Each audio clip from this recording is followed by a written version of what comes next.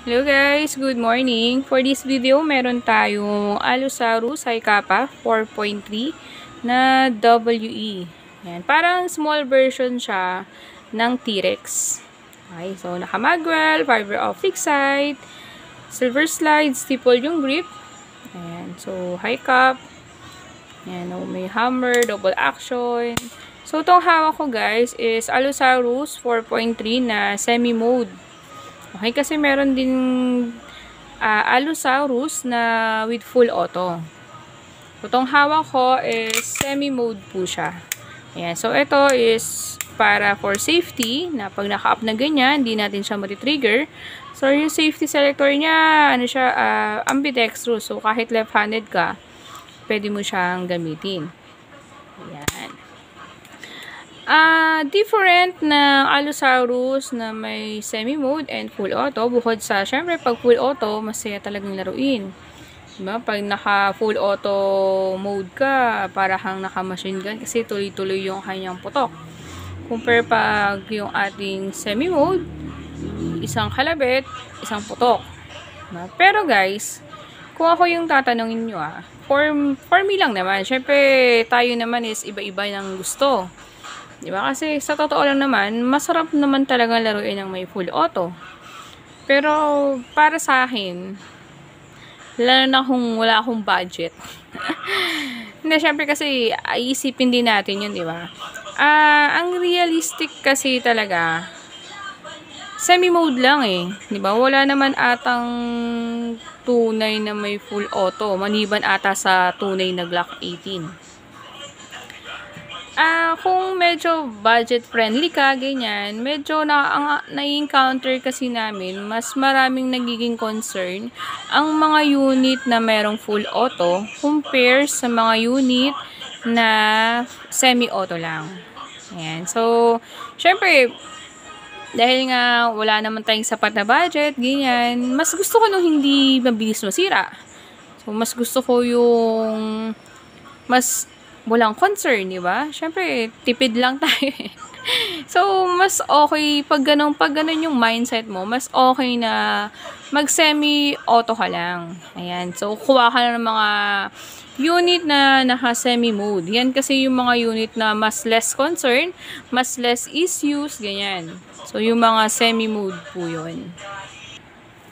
Okay. So, pero hindi naman din lahat ng full auto is mabilis masira. Depende pa rin kasi yan sa paggamit. Okay, so kung mag-full auto ka, tapos ibababad mo yung trigger mo, tapos tuloy-tuloy siya, baka sa ganun mas mabilis siya masira. Pero kung naka-full auto ka, tapos burst mode lang yung ginagawa mo, feeling ko naman mas hindi siya ganun kabilis mabugbog. Ang unit naman kasi, depende pa rin kasi yan sa paggamit. Diba? The more na mas gamit siya, medyo mas prone siya na magkaroon ng issues, ganyan. Pero kung medyo binibibi natin siya, iniingatan natin siya, feeling ko hindi naman din. So, depende rin sa paggamit. Okay? Siguro kung bet mo talaga na naka full auto, okay din naman. Pero discipline lang na pag nagpo-full auto tayo, hindi madalas. At kung gagamitin natin yung full auto, dapat naka burst mode ka lang. Para mas maingatan natin yung unit mo.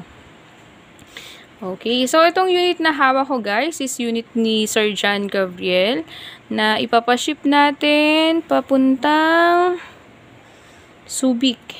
Ayan. Okay, so test for muna natin yung unit before natin siya ipack for shipping. So, si Allosaurus is small version ni T-Rex. Kasi diba si T-Rex is 5.1. Ang ating Allosaurus is 4.3.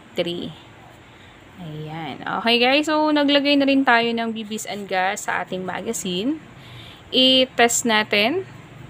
Meron din tayong chrono sa ating target para ma-check na rin natin yung ating FPS.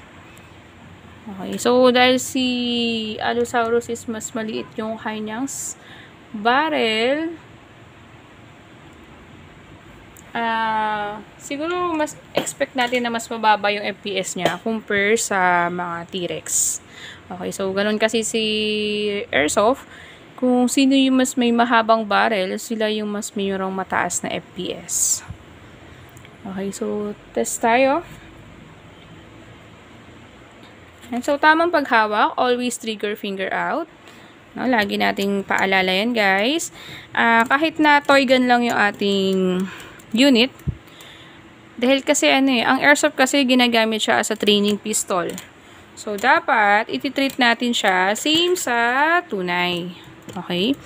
So, always trigger finger out. Yan yung tamang paghawak. Kahit na meron tayong safety mode, diba? Yung pinaka-safe pa rin natin is yung tamang paghawak ng unit.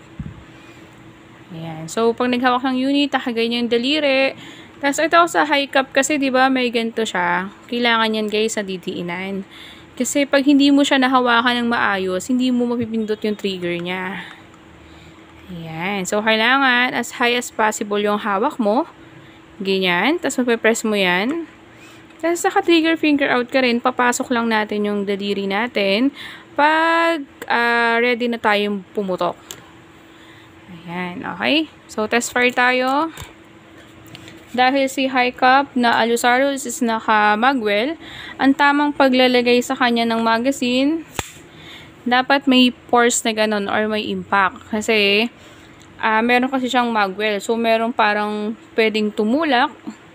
So, pwede kang mahulugan ng magazine pag hindi mo sinure na napasok siya ng maayos. So, kasi, di ba, minsan may mga client na pag nagkapasok ng unit, nakaganyan lang. Although, pwede naman, pero mas tama kasi yung pang maglalagay ka ng magazine is may impact. Okay, hindi naman kailangan kalakasan, yung may impact lang para mas malak yung magazine natin doon. Ayan. Okay, so, ready? I-check na natin yung chrono ng ating Allosaurus. Always trigger finger out. Kasa tayo. Ayan, ayan yung kanyang bibis. Okay. Then, test. 339.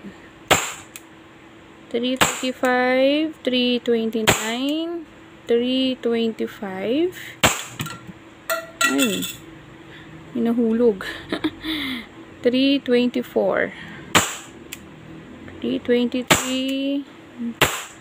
Ayan. Ayan. Okay, so last niya is 316.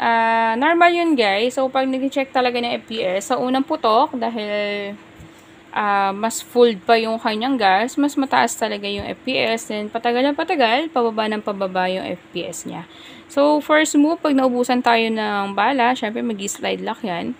I-release nyo, sir, yung magazine. Kasi si Airsoft, nasa magazine yung power niya. For safety, lagi nating unang tatanggalin to. Kasi, for safety, kasi andito yung power ni Airsoft. Then, pag nag-slide lock na siya ng ganyan, bababa natin to. Ayan, para mag-slide release. Ayan.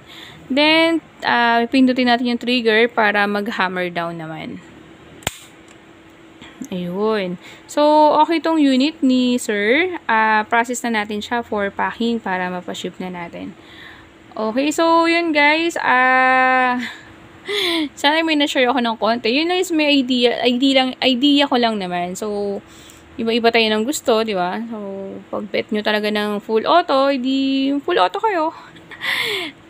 Yun lang naman yung akin. So, para lang may idea kayo na pag nag-full auto kayo, pwede palang mangyari yun. So, may isip nyo na dapat mas ingatan natin yung mga unit na may full auto.